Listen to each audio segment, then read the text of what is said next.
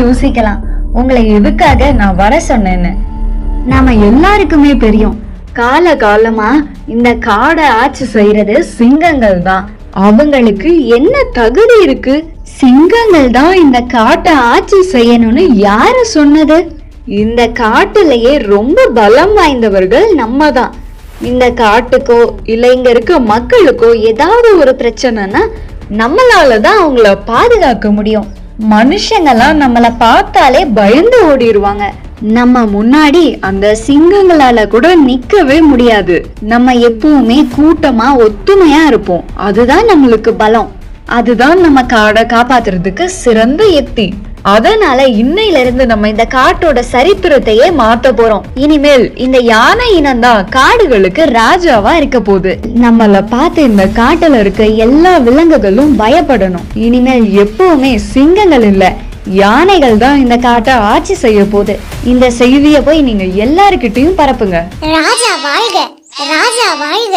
நான் இன்னைக்கு ரொம்ப முக்கியமான விஷயத்தோட வந்திருக்கேன் ராஜா. அந்த செய்திய கேட்டா நீங்க ரொம்ப அதிர்ச்சி ஆயிடுவீங்க. நான் அதிர்ச்சி ஆகுற அளவுக்கு அப்படி என்ன செய்தி கொண்டு வந்திருக்க? ராஜா, இந்த காட்டுல யானைகள்லாம் சேர்ந்து ரகசியமா ஒரு கூட்டம் போடுறதா கேள்விப்பட்டேன். அது என்னன்னு தெரிஞ்சுக்கணுங்கிறதுக்காக நான் போய் பார்த்தேன். அப்போ ராஜன் யானை எல்லார்கிட்டையும் ஒரு ராஜாவா இருக்கிறதுக்கு எல்லா தகுதியும் தனக்கு தான் இருக்கு, தன்னாலதான் இந்த காட்டை காப்பாத்த முடியும்னு எல்லா யானைகள் கிட்டையும் சொல்லிட்டு இருந்துச்சு. இனிமேல் இந்த காட்டை சிங்கங்கள் இல்ல, யானைகள் தான் ஆட்சி செய்ய போதான். இந்த செய்திய காட்டுல இருக்க எல்லா விலங்குகள் கிட்டையும் பரப்ப சொல்லி உத்தரவும் கொடுத்துச்சு ராஜா. முட்டாள் யானை. வேதாகமம் சொல்லுது 2 கொரிந்தியர் 10ஆம் அதிகாரம் 18ஆம் வசனத்துல, தன்னை தான் புகழுகிறவன் உத்தமன் அல்ல, கர்த்தரால் புகழப்படுகிறவனே உத்தமன். அவன் தன்னைத்தானே புகழ்ந்துக்கிறதால அவனால ஒரு சிறந்த ராஜாவா இருக்க முடியாது. தேவனுடைய பார்வைக்கு உத்தமனா இருக்கணும், தேவனால புகழப்படணும், தேவனால நியமிக்கப்படணும். அப்பதான் அவனால ஒரு சிறந்த ராஜாவா இருக்க முடியும். கண்டிப்பா ஏசப்பா அந்த யானைக்கு ஒரு நல்ல பாடத்தை கத்து கொடுப்பாங்க. இன்னைக்கு நம்ம கண்ணுல ஒரு யானை சிக்குனா ரொம்ப நல்லா இருக்கும். அதோட தந்தம் எல்லாத்தையும் வித்துட்டு நம்ம சீக்கிரம் செட்டில் ஆயிரலாம். அங்க ஒரு யானை இருக்கு. இன்னைக்கு நம்மளுக்கு நல்ல வேட்டை தான். சீக்கிரமா நான் செட்டில் ஆக போறேன். எப்படியாவது அதை வேட்டையாடிடணும். ஐயோ, அங்க இருக்கிறது வேட்டைக்காரன் தானே.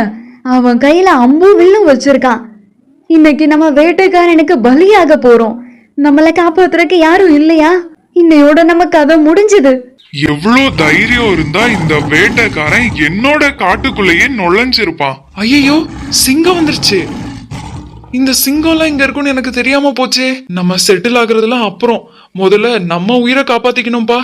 பாத்தியா ராஜன், இன்னைக்கு சிங்கராஜா மட்டும் வரலனா நீ அந்த வேட்டைக்காரனுக்கு பலியாயிருப்ப. நீயும் எதுக்காக மனுஷங்கள மாதிரி பதவிக்காக ஆசைப்படுற ராஜன்? மனுஷங்க தங்களுடைய கெட்ட எண்ணங்களாலதான் நிறைய வாதைகள்னாலையும் கொள்ளை நோய்கள்னாலையும் அழிஞ்சுகிட்டு இருக்காங்க. ஏசப்பா மனுஷங்களை விட நம்மள நல்லாவே வச்சிருக்காங்க. சிறந்த சூழல், நல்ல உணவு, எப்பவுமே நம்மளுக்கு தாகத்தை தீர்த்துக்கிறதுக்கு நல்ல தண்ணி, இதுக்கு மேல நம்மளுக்கு ஒரு சிறந்த ராஜாவை கொடுத்திருக்காங்க. ஒரு வேட்டைக்காரன் கூட நம்ம பக்கத்துல நெருங்க முடியாத அளவுக்கு ஏசப்பா நம்மள பாதுகாத்துட்டு வராங்க. மனுஷங்கள்லாம் ஒவ்வொரு நோயினாலையும் வியாதினாலையும் மனசுல கொஞ்சம் கூட சந்தோஷமே இல்லாம வாழ்ந்துட்டு இருக்காங்க. ஆனா ஏசப்பா நம்ம நல்ல சுகத்தோட சந்தோஷமா இருக்க உதவி செய்யறாங்க. உன்ன நீயே புகழ்ந்துக்கிறதாலேயோ இல்ல உன் பேர் ராஜனன் இருக்கிறதுனாலயோ உன்னால ஒரு நல்ல ராஜாவா இருக்க முடியாது. நீ தேவனால புகழப்படணும், தேவனால தேர்ந்தெடுக்கப்பட்டிருக்கணும். அப்போதான் உன்னால ஒரு சிறந்த ராஜாவா இருக்க முடியும். ஆமா, நான் பெரிய தப்பு பண்ணிட்டேன். சிங்கத்தோட பதவிக்காக நான் ஆசைப்பட்டுட்டேன். ஒரு ராஜாவாகிறதுக்கு எல்லா தகுதியும் பலமும் இருக்குன்னு என்ன நானே நினைச்சுக்கிட்டேன். ஆனா என்ன நானே புகழ்ந்துக்கிறதாலயோ என்ன நானே ஒரு ராஜாவா நினைச்சுக்கிறதாலயோ என்னால ஒரு சிறந்த ராஜாவா இருக்க முடியாதுன்னு தெரிஞ்சுக்கிட்டேன். நான் கர்த்தரால தேர்ந்தெடுக்கப்பட்டாதான் அந்த வேலையை சிறப்பா செய்ய முடியுங்கிறத நான் புரிஞ்சுக்கிட்டேன். எஸ் குட்டீஸ், ராஜன் யானை ஒரு ராஜாவா இருக்கிறதுக்கு எல்லா தகுதியும் தனக்கு இருக்குன்னு சொல்லி தன்னை தானே புகழ்ந்துட்டு இருந்துச்சு. ஆனா ஒரு வேட்டைக்காரன் கிட்ட இருந்து கூட தன்னை காப்பாத்திக்க முடியல. இன்னைக்கு நம்மள நிறைய பேர் ராஜன் யானை மாதிரி நம்ம தான் பெஸ்ட், நம்மளுக்கு எல்லாமே தெரியும், நம்மளால எல்லாமே செய்ய முடியும்னு நம்மள நாமளே புகழ்ந்துட்டு இருக்கோம் இல்லையா? அது ரொம்ப ரொம்ப தப்பு குட்டீஸ். நம்மளே புகழ்ந்துக்கிறதாலேயோ இல்ல மத்தவங்க நம்மள புகழ்றதாலேயோ நம்ம பெர்ஃபெக்ட்னு அர்த்தம் கிடையவே கிடையாது.